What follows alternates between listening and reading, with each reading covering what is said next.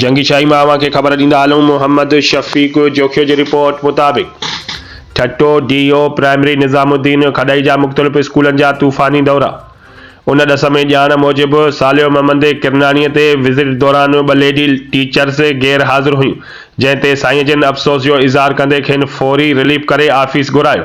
Report ॾियण जो चई ॿिए पासे प्राइमरी स्कूल आरिफ सोलंकीअ जो विज़िट कयो, जिते साईं निज़ाम ॿारनि खां सवाल जवाब पिणु कया, जिन जा ॿारनि सवाल पिणु ॾिना, जिन ते साईं जिन ख़ुशीअ जो इज़हार कंदे उस्तादनि जी महिनत खे ख़ूब दादु ॾिनो। हुन चयो त रोज़ाना जे बुनियाद ते सुबुह 8 बजे पंहिंजे कम सां निकिरी मुख़्तलिफ़ स्कूलनि जी विज़िट कंदो आहियां।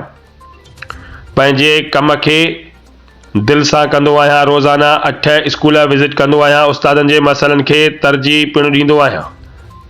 हुन चयो त ज़िले में आरिफ सोलंकी ऐं पीर मोहम्मद बिरोही जहिड़ा मिसाली स्कूल किथे नथा मिलनि। यमन वटि तइलीम दोस्त उस्ताद महिनत सां पढ़ी रहिया आहिनि। जंहिं बि 5 स्कूलनि जो विज़िट कंदो आहियां, सभु उस्ताद हाज़िर हूंदा आहिनि। ऑफिस जा कम करण बैदि पंहिंजी ऑफिस में अवाम जा मसइला पिणु ॿुधंदो आहियां, जिन खे हल पिणु कंदो आहियां। आउं अवाम जो ख़ादिम आहियां। उन्हनि जा तइलीमी मसइला हल करणु मुंहिंजो आइनी फ़र्ज़ु आहे। साकिरे समेत पूरे ठठे में बंदि पयल स्कूल ॿीहर बहाल कराए रहिया आहियूं, त जीअं हर ॿार तइलीम खां महरूम न थिए।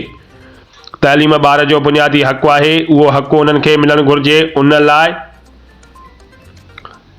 उन लाइ तोपान तइलीम दोस्तनि खे अपील कंदुसि, हू अॻिते अची पंहिंजो किरदारु अदा कनि, असांजो साथ ॾियनि त ज़िले जी सूरत-हाल बहितर बणाए सघूं।